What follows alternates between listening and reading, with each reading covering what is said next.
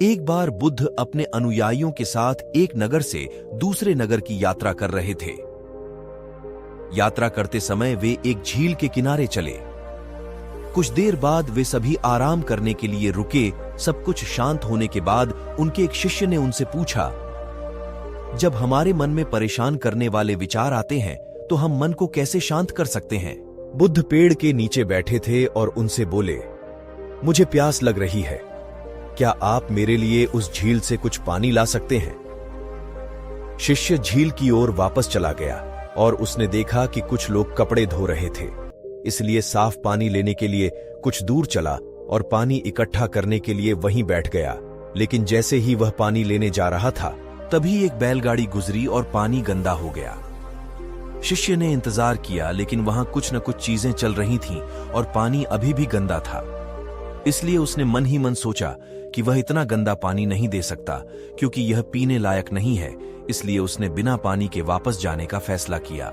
शिष्य खाली हाथ वापस आया और बुद्ध को इसके बारे में बताया।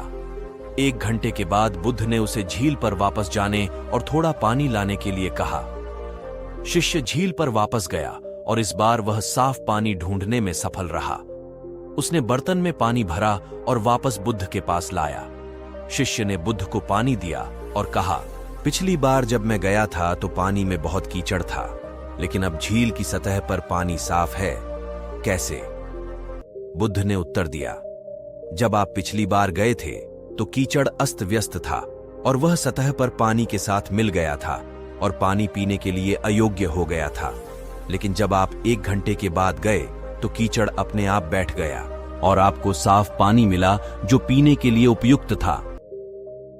आपका मन भी ऐसा ही है, जब वह अशांत हो तो उसे कुछ समय दें और वह अपने आप ठीक हो जाएगा। आपको इसे शांत करने के लिए प्रयास नहीं करना पड़ेगा और समय के साथ आपका मन सहजता से शांत हो जाएगा।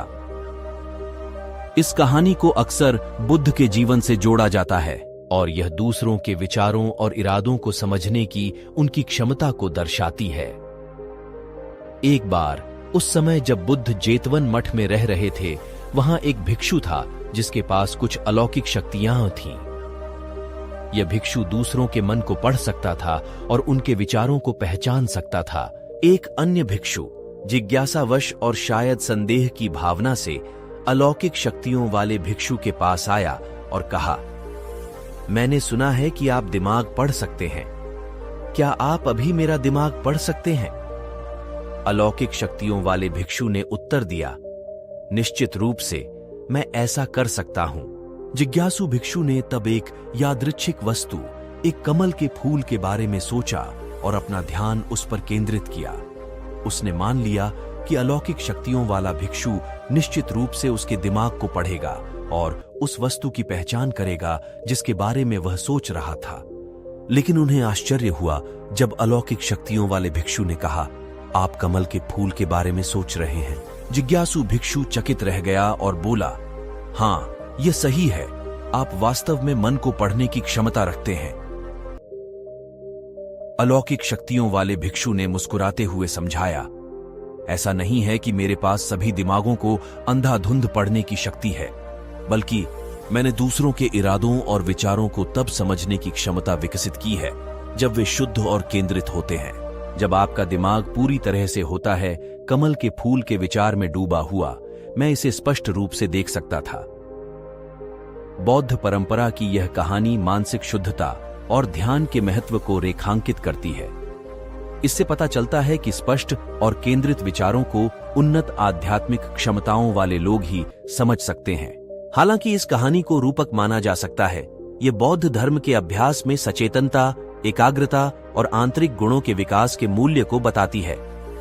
दोस्तों, ये कहानी आप सबको पसंद आई हो तो कमेंट बॉक्स में कमेंट करके बताइए और हमारे चैनल को लाइक, शेयर, सब्सक्राइब करें।